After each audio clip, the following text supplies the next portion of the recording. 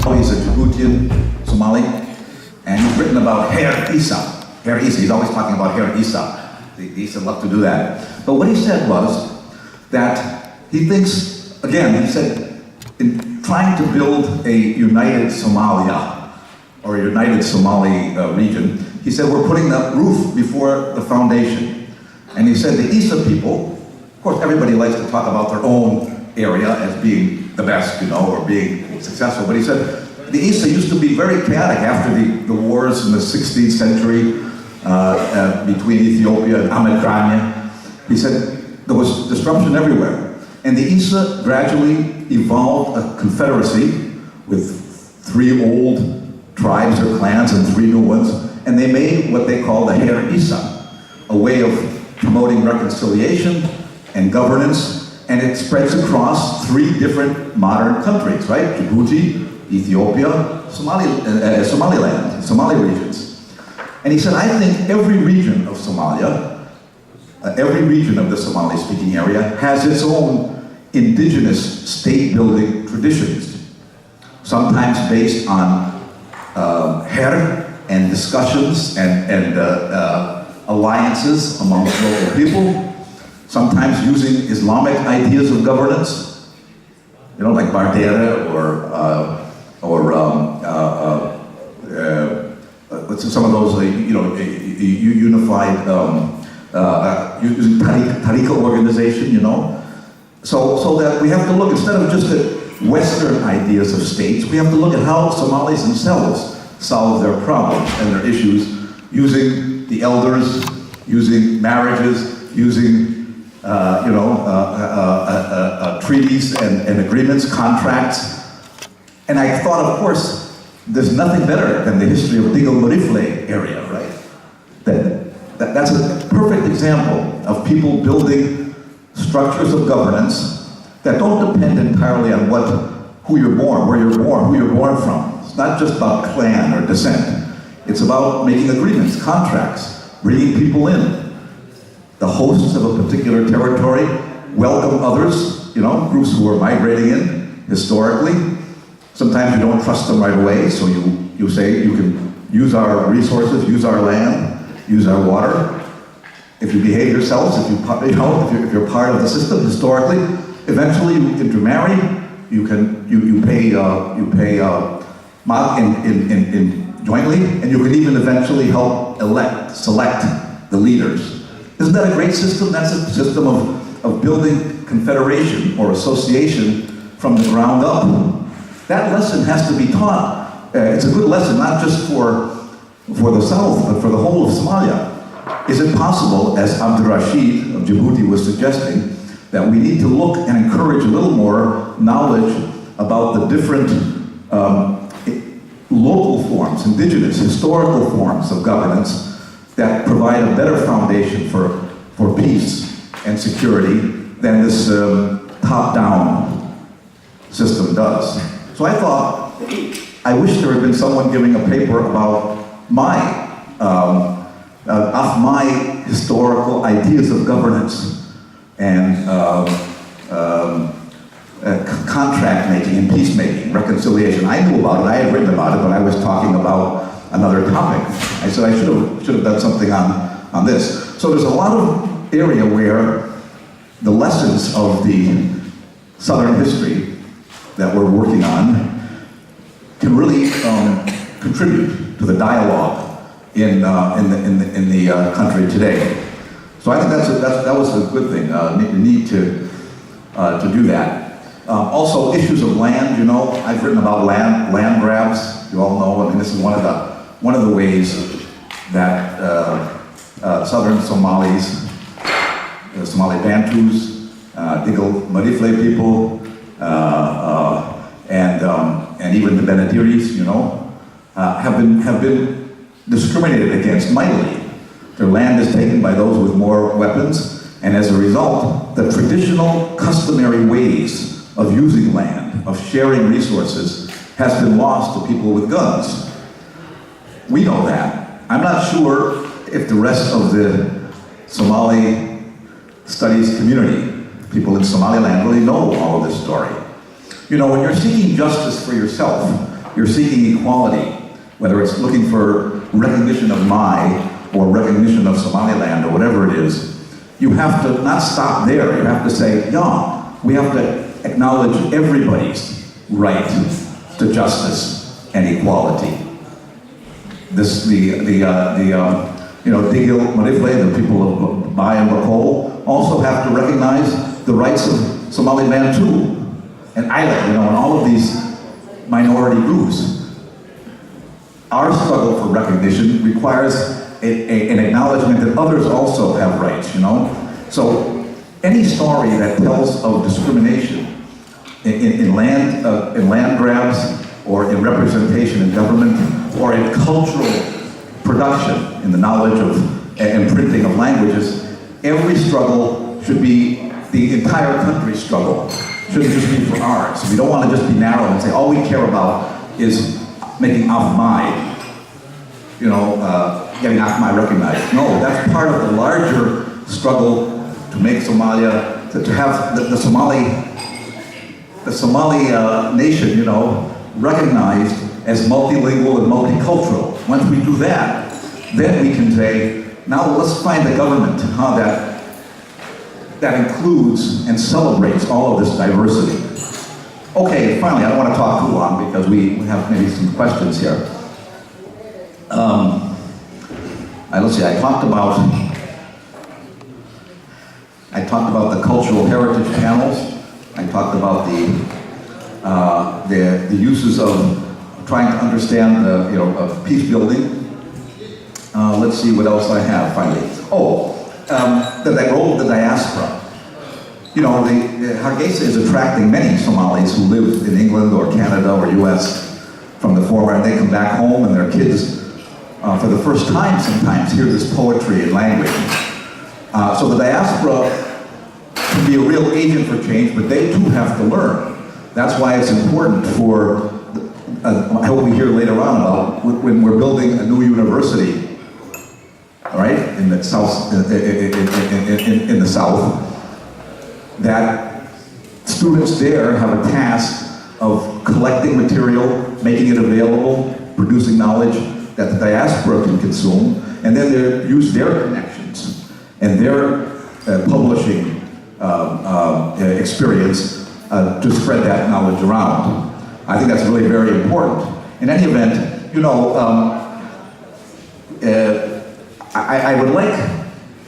I would like to see Mai, as an historian and partly anthropologist, would like to see more information done about the rich cultural, the social customs, the material culture, the intellectual history of Mai.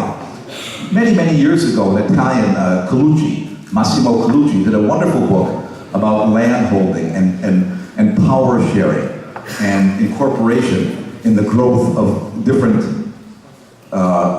inter-riverine communities. That has to be updated.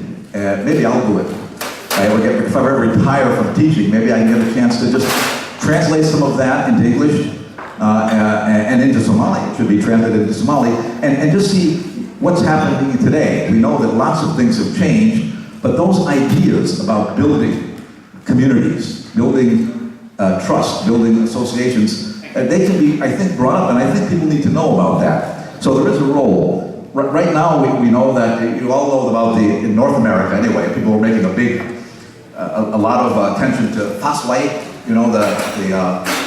the video. You guys have that here? The Faswai by some Somali Bantu singer. I think it was Jillib and MG Man. Do young people know this? You know this Faswa song? Anyway, it's really been big, viral on the tube. That's a Somali band, I think, trying to say we got to preserve Afka Maayga, and they've been interviewed a lot. So that's a popular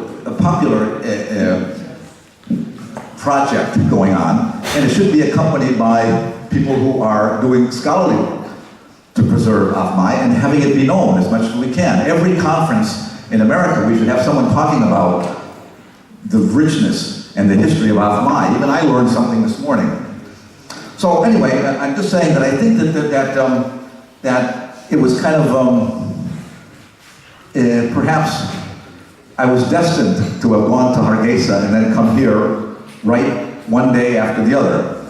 I have the same room number in my hotel that the host provided, 111, that I had in Hargeisa. Exactly the same room in the Mansour Hotel. What does that mean?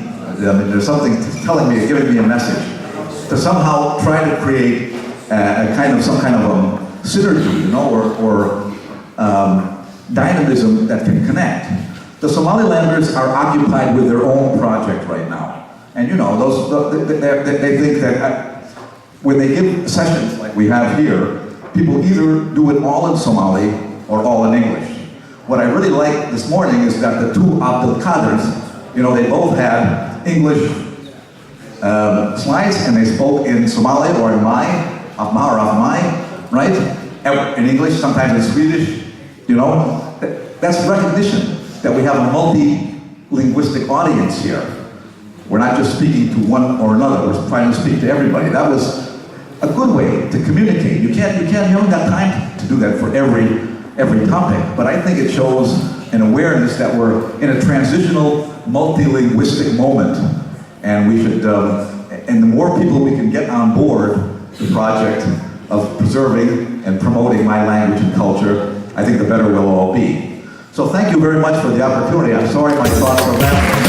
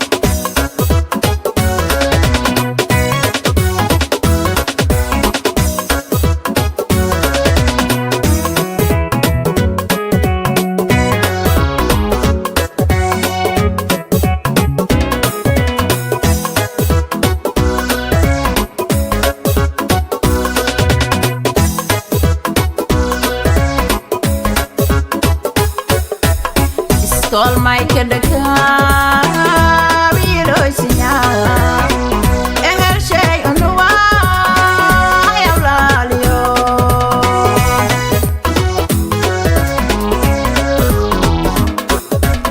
Iskol Maayga Daka Wiiloysinya Eher shay unuwa Yawlaliyo